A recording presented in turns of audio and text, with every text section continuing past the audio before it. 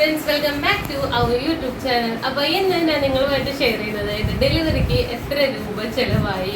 ഒരുപാട് പേര് എൻ്റെ ഫീഡ്ബാക്ക് ഡെലിവറി ആണെന്ന് പറഞ്ഞിട്ട് തന്നെ ഒരുപാട് കമന്റ്സിൽ വരുന്ന കാര്യമാണ് എത്ര രൂപയാണ് ഫീഡ്ബാക്ക് ഡെലിവറിക്ക് ആയെന്നുള്ളത്. അപ്പോൾ അതും എൻ്റെ ഹോസ്പിറ്റലും കൂടിയാണ് ഞാൻ ഇന്ന് ഷെയർ ചെയ്യുന്നത്. കിൻഡർ ഹോസ്പിറ്റലിലായിരുന്നു ഞാൻ കണ്ടുകൊണ്ടിരുന്നതെന്ന് നമ്മുടെ എല്ലാ വ്ളോഗ്സിലും ഞാൻ നിങ്ങളോട് പറഞ്ഞിട്ടുണ്ടെങ്കിലും ഇപ്പോഴും കമന്റ്സിൽ വരുന്നുണ്ട് ഹോസ്പിറ്റൽ ഏതാണെന്നുള്ളത്. കിൻഡർ ഹോസ്പിറ്റൽ കളമശ്ശേരി, അവിടെയാണ് ഞാൻ കണ്ടുകൊണ്ടിരുന്നത്. എൻ്റെ ഗൈനക്കോളജിസ്റ്റിനെ പരിചയപ്പെടുത്തിയിട്ട് ഒരു വീഡിയോ ഞാൻ ചെയ്തിട്ടുണ്ട്. സോ അത് കാണാത്തവരുണ്ടെങ്കിൽ ഞാൻ ഡിസ്ക്രിപ്ഷൻ ബോക്സിൽ ഞാൻ നമ്മുടെ വീഡിയോസിന്റെ ലിങ്ക് പിൻ ചെയ്ത് വെച്ചേക്കാം. അപ്പൊ അതിലൊന്ന് നോക്കുക. അല്ലാന്നുണ്ടെങ്കിൽ എൻ്റെ പ്രീവിയസ് വീഡിയോസ് ഒക്കെ ഒന്ന് നോക്കിയാൽ മതിയാവും. കിൻഡർ ഹോസ്പിറ്റലിൽ ഞാൻ 4th മന്തിലാണ് കൺസൾട്ട് ചെയ്യുന്നത്.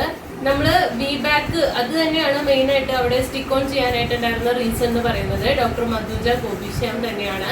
നമ്മളൊരു ബാക്ക് ആഗ്രഹിച്ചതുകൊണ്ട് തന്നെ അത് നോക്കുന്ന ഒരു ഡോക്ടറാണ് ഫസ്റ്റ് നമ്മൾ നോക്കിയിരുന്നത്. അപ്പോൾ ഡോക്ടർ മധുജ ഗോപിശ്യാമാണ് ബാക്ക് എന്നിലൊരു 100% സക്സസ് ആവും എന്ന് പറഞ്ഞിരുന്ന ഒരാൾ. അപ്പോൾ അതുകൊണ്ട് തന്നെ നമ്മൾ അവിടെ സ്റ്റിക്ക് ഓൺ ചെയ്യുകയും ചെയ്തു.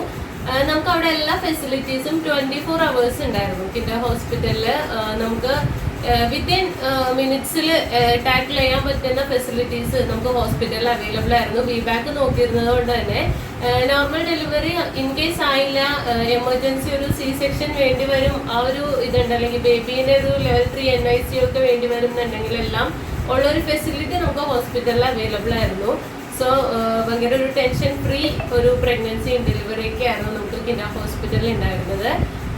കിൻഡർ ഹോസ്പിറ്റലിൽ ഒരു സെക്യൂരിറ്റി മുതൽ നമുക്ക് എല്ലാ സ്റ്റാഫ്സും നമ്മൾ ഒരുപാട് വെൽ കെയർഡ് ആണെന്ന് തന്നെ പറയാം.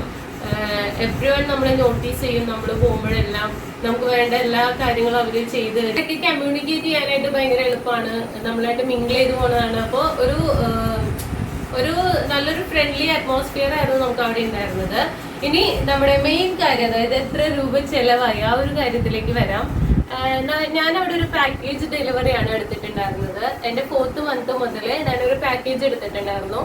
നമുക്ക് കിൻഡർ ഹോസ്പിറ്റലിൽ from the first to end വരെ നമുക്കൊരു പാക്കേജ് ആയിട്ട് എടുക്കാം. അല്ല നോർമലി നമ്മൾ മറ്റുള്ള ഹോസ്പിറ്റലിൽ കാണുന്ന പോലെ തന്നെ നമുക്ക് ഓരോ തവണ ഡോക്ടറെ കാണുമ്പോൾ ഒരു ഫീസ് കൊടുക്കാം. അതുപോലെ സ്കാനിങ്, ബ്ലഡ് ടെസ്റ്റ്, അല്ലെങ്കിൽ എന്തൊക്കെ ടെസ്റ്റുകൾ കാര്യങ്ങൾ പറയുന്നുണ്ടോ അതിനെല്ലാമായിട്ട് നമുക്ക് പേയ്മെന്റ് ചെയ്യാം. ലാസ്റ്റ് നമുക്ക് എത്രയാണോ ഡെലിവറിക്ക് വരുന്നത് ആ രീതിയിൽ നമുക്ക് പോവാം. അല്ലാന്നുണ്ടെങ്കിൽ പാക്കേജ് എടുക്കാം. അപ്പൊ പാക്കേജിൽ ഞാൻ കുറച്ചുകൂടി അട്രാക്റ്റീവ് ആയിരുന്നു. കാരണം നമുക്ക് കുറച്ച് അധികം കാര്യങ്ങൾ അതിനകത്ത് ഇൻക്ലൂഡ് ആയി കിട്ടുന്നുണ്ട്. നമുക്കതൊരു EMI സിസ്റ്റം പോലെയാണ്. ഒരുമിച്ച് നമ്മൾ ആ ഒരു എമൗണ്ട് അടയ്ക്കേണ്ടതായിട്ട് വരുന്നില്ല. നമുക്ക് അവിടെ ഒരു 50,000 എബോവ് മുതൽ അപ് ടു 2 lakh വരെയൊക്കെ നമുക്ക് പാക്കേജസ് അവൈലബിൾ ആണ്. അതിൽ നമ്മളുടെ ആവശ്യങ്ങൾ ഏതൊക്കെയാണോ അതിനനുസരിച്ചിട്ടാണ് നമ്മളവിടെ പാക്കേജസ് സെലക്ട് ചെയ്യുന്നത്. നമുക്ക് ഈ പാക്കേജിനകത്ത് എല്ലാ ഡോക്ടറെ കാണാനുള്ള എല്ലാ വിസിറ്റും നമുക്ക് അതിനകത്ത് ഇൻക്ലൂഡ് ചെയ്ത് വരുന്നുണ്ട്. അതുപോലെ കുറെ അധികം ബ്ലഡ് ടെസ്റ്റുകൾ ഇൻക്ലൂഡഡ് ആണ്. ഒരു മെയിൻ ആയിട്ട് വരുന്ന ഒരു 3 സ്കാനിങ് നമുക്ക് ഇൻക്ലൂഡഡ് ആണ്. നമ്മുടെ TT, അങ്ങനെ കുറച്ച് മെഡിസിൻസ്, അതെല്ലാം നമുക്ക് അതിനകത്ത് ഇൻക്ലൂഡ് ആയിട്ട് വരുന്നുണ്ട്. ഫൈനലി നമുക്ക് ഡെലിവറിക്ക് അഡ്മിറ്റ് ആവുന്നത് മുതൽ നമ്മൾ അവിടെ സ്പെൻഡ് ചെയ്യുന്ന ദിവസങ്ങൾ ഒരു 3 to 4 days നമുക്ക് അവിടെ സ്പെൻഡ് ചെയ്യേണ്ടതായിട്ട് വരുമല്ലോ. അപ്പൊ ആ ദിവസങ്ങളിലുള്ള റൂം റെന്റ്, അതുപോലെ നമുക്ക് ലേബർ റൂമിൽ ആവുന്ന എല്ലാ കാര്യങ്ങളും കൂടി ഇൻക്ലൂഡ് ചെയ്തിട്ടാണ് നമുക്ക് ആ ഒരു പാക്കേജ് വരുന്നത്. നമ്മുടെ എറണാകുളത്ത് എനിക്കറിയില്ല എത്ര ഹോസ്പിറ്റലിൽ ഇങ്ങനെ പാക്കേജ് സിസ്റ്റം ഉണ്ട് എന്നുള്ളത്. ഞാൻ മുന്നേ ആദ്യം മോന്റെ സമയത്ത് കണ്ടിരുന്ന ഹോസ്പിറ്റലിലൊന്നും ഇങ്ങനെ പാക്കേജ് സിസ്റ്റം ഉണ്ടായിരുന്നില്ല. അത് വെച്ച് നോക്കുമ്പോൾ ഇതൊരു EMI സ്കീമും കൂടി ആയതുകൊണ്ട് നമ്മുടെ കയ്യിലുള്ളതിനനുസരിച്ച്, അതായത് ഇപ്പോൾ ഞങ്ങളെ സംബന്ധിച്ചൊരു നോർമൽ ആളുകളാണ്. അപ്പൊ നമുക്ക് സ്കാനിങ്ങിന് പോകുമ്പോഴായാലും അപ്പോൾ ഒരു 3,000 ഒക്കെ വരുന്നത് നമ്മളിങ്ങനെ പാക്കേജിലേക്ക് എപ്പോഴും അടച്ചടച്ച് ഇങ്ങനെ ഇടുമായിരുന്നു. ഫൈനലി നമ്മൾ ഹോസ്പിറ്റലിൽ അഡ്മിറ്റ് ആവുന്ന സമയത്താണ് ഫുൾ ആയിട്ടുള്ള ബില്ല് നമ്മൾ പേയ്മെന്റ് ചെയ്യുന്നത്. അപ്പൊ ഇങ്ങനെയായിരുന്നു ഒരു പാക്കേജ് സിസ്റ്റം. എന്റെ ബാക്ക് ആയതുകൊണ്ട് തന്നെ ബാക്കിനും നമ്മൾ സിസേറിയനും പാക്കേജ് സെലക്ട് ചെയ്യുമ്പോൾ സിസേറിയന്റെ തന്നെ പാക്കേജ് ആണ് നമ്മൾ ബാക്കിനായിട്ട് സെലക്ട് ചെയ്യുന്നത്. അത് വേറെ ഒന്നുമല്ല, നമ്മൾ ഇൻ കേസ് നമുക്ക് അതൊരു സിസേറിയൻ ഡെലിവറി ആവുകയാണെങ്കിലും നമുക്ക് സെയിം തന്നെയാണ് വരുന്നത് കോസ്റ്റ്. അല്ല, നമ്മളൊരു ബാക്കിനെ ട്രയൽ തരുന്ന സമയത്ത് അവര് എല്ലാ സെറ്റപ്പോടെ ചെയ്തിട്ടിട്ടാണ്. അതായത് പെട്ടെന്ന് ഒരു എമർജൻസി വന്നാൽ അതിന് ടാക്കിൾ ചെയ്യാനുള്ള എല്ലാ ഫെസിലിറ്റീസും ചെയ്തിട്ടിട്ടാണ് നമുക്ക് അവര് ബാക്കിന് ട്രയൽ തരുന്നത്. സോ ബാക്ക് നോക്കിയാലും ബാക്ക് ആയാലും നമുക്ക് വരുന്ന ചാർജ് എന്ന് പറയുന്നത് ഈ ഒരു C-സെക്ഷന്റെ ചാർജ് ആയിരുന്നു ഞാൻ പാക്കേജ് സെലക്ട് ചെയ്തിട്ടുണ്ടായിരുന്നത്.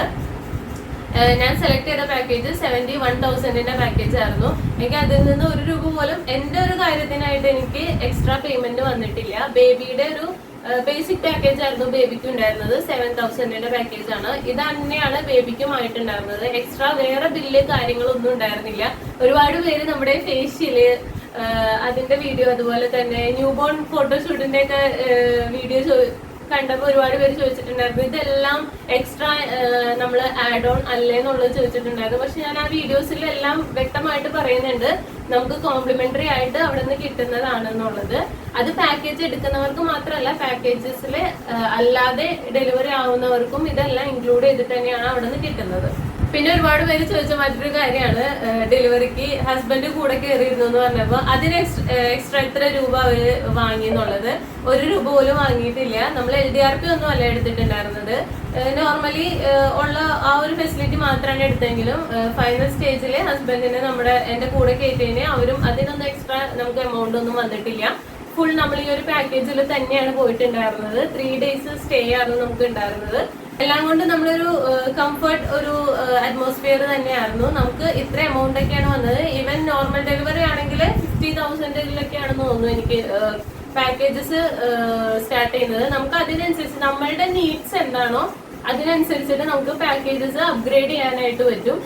പാക്കേജ് എടുക്കണമെന്ന് യാതൊരുവിധ നിർബന്ധമില്ല. നോർമലി നമ്മൾ കാണുന്ന പോലെ മറ്റുള്ള ഹോസ്പിറ്റലിൽ ഉള്ളത് പോലെ തന്നെ നമുക്ക് നോർമലി ഡോക്ടറെ പോയി കാണാം. ലാസ്റ്റ് ഡെലിവറി ആവുമ്പോൾ നമുക്ക് എത്രയാണോ പേയ്മെന്റ് വരുന്നത് അതും ഈ ഒരു എമൗണ്ടിലൊക്കെ തന്നെയാണ്. വലിയ ഡിഫറൻസ് ഒന്നും വരുന്നില്ല പാക്കേജും തമ്മിൽ. ഒരു 3,000 5,000 അറൗണ്ട് ആ ഒരു ഡിഫറൻസ് ഒക്കെ ആയിരിക്കും വരുന്നത്. അപ്പൊ ആ ഒരു രീതിയിൽ നമുക്ക് ഡോക്ടറെ കാണണം എന്നുണ്ടെങ്കിൽ അല്ലെങ്കിൽ ഡെലിവറി ആവണം എന്നുണ്ടെങ്കിൽ അങ്ങനെ നമുക്ക് ചെയ്തെടുക്കാവുന്നതാണ്.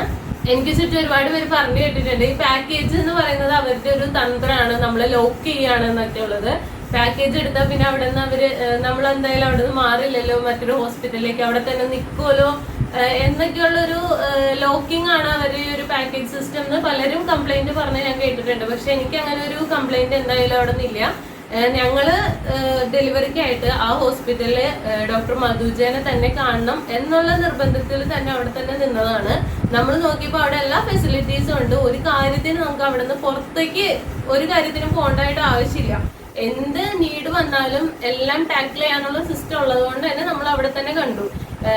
നമ്മളിങ്ങനെ മാറി മാറി പല പല ഹോസ്പിറ്റലിൽ നടക്കാൻ അങ്ങനത്തെ ഒരു മൈൻഡിലാണ് നമ്മൾ അവിടെ പോകണമെന്നുണ്ടെങ്കിൽ നമുക്ക് ഈ പാക്കേജ് എടുക്കണ്ട. അങ്ങനെയുള്ളവർക്ക് എനിക്ക് തോന്നുന്നു ഇങ്ങനെ ഇതൊരു ലോക്കിംഗ് സിസ്റ്റം എന്നൊക്കെ ഉള്ള ഫീലൊക്കെ വരാം. പക്ഷെ എന്തായാലും നമുക്ക് ആ ഒരു ഫീല് കാര്യങ്ങളൊന്നും ഉണ്ടായിരുന്നില്ല. നമ്മളൊരു സ്റ്റിക്ക് ഓൺ ചെയ്തു, അവിടെ തന്നെ കണ്ടിന്യൂ ചെയ്തു, ഡെലിവറി ആയി, ഹാപ്പി ആയി. വേറെ യാതൊരുവിധ ബുദ്ധിമുട്ടില്ല. പാക്കേജ് സിസ്റ്റം എനിക്ക് തോന്നുന്നു ഒരു നോർമൽ ആളുകൾക്ക്, സാധാരണ ആളുകൾക്ക് ഭയങ്കര ഹെൽപ്ഫുൾ ആയിട്ടാണ് എനിക്ക് തോന്നിയത്. കാരണം ഒരുമിച്ച് നമ്മൾ പെട്ടെന്ന് ഡെലിവറി ആവുന്ന സമയത്ത് ഈ ഒരു 70,000 അല്ലെങ്കിൽ ഒരു 55,000 നോർമൽ ഡെലിവറിക്ക് ആകുമ്പോൾ എനിക്കൊന്നു അല്ലാതെ വന്ന കേസിൽ 48,000 അങ്ങനെയൊക്കെയാണ്, 50 ബിലോ തന്നെയാണ്. അപ്പൊ ആ ഒരു എമൗണ്ട് പെട്ടെന്ന് നമുക്ക് എടുത്തിട്ട് കൊടുക്കേണ്ട ഇങ്ങനെ ഒരു സിസ്റ്റം ഉള്ളത് എനിക്ക് ഒരുപാട് ഹെൽപ്ഫുൾ ആയിട്ടാണ് ഫീൽ ചെയ്തത്. അപ്പൊ ഇതൊക്കെയായിരുന്നു എന്റെ ഡെലിവറിയുടെ ചാർജസ് വന്നിട്ടുണ്ടായിരുന്നത്. ഈ വീഡിയോ നിങ്ങൾക്ക് യൂസ്ഫുൾ ആണെങ്കിൽ മറ്റുള്ളവർക്ക് ഷെയർ ചെയ്യുക. ചാനൽ സബ്സ്ക്രൈബ് ചെയ്യാതെ കാണുന്നുണ്ടെങ്കിൽ ഇഷ്ടപ്പെട്ട തീർച്ചയായിട്ടും സബ്സ്ക്രൈബ് ചെയ്ത് സപ്പോർട്ട് ചെയ്യുക. അപ്പൊ ഈ ഒരു വീഡിയോ അല്ല ഞാൻ ആക്ച്വലി ഇന്ന് പോസ്റ്റ് ചെയ്യാനായിട്ട് ഇരുന്നത്. ഞാൻ മുന്നത്തെ വീഡിയോയിൽ പറഞ്ഞിട്ടുണ്ടായിരുന്നു ഹസ്ബൻഡിന്റെ ഒരു എക്സ്പീരിയൻസ് ഷെയർ ചെയ്യാം എന്നുള്ളത്. അപ്പൊ ഇതൊരു റിക്വസ്റ്റിങ് ഇങ്ങനെ വന്നുകൊണ്ടിരിക്കുന്നത് കൊണ്ടാണ് ഞാൻ കമന്റ്സിന് ഇത് ഇത്രയും ഡീറ്റെയിൽ ആയിട്ട് എനിക്ക് കമന്റ് ചെയ്യാനായിട്ട് പറ്റില്ല. അപ്പൊ അതുകൊണ്ടാണ് ഞാൻ ഇതൊരു വീഡിയോ ആയിട്ട് ചെയ്തത്. അപ്പൊ എന്തായാലും ഇൻഷാല്ലാ അടുത്ത വ്ലോഗിൽ ഞാൻ ഹസ്ബൻഡിന്റെ എക്സ്പീരിയൻസ് ആയിട്ട് വരാം. അപ്പൊ അതുവരേക്കും tata bye bye, see U.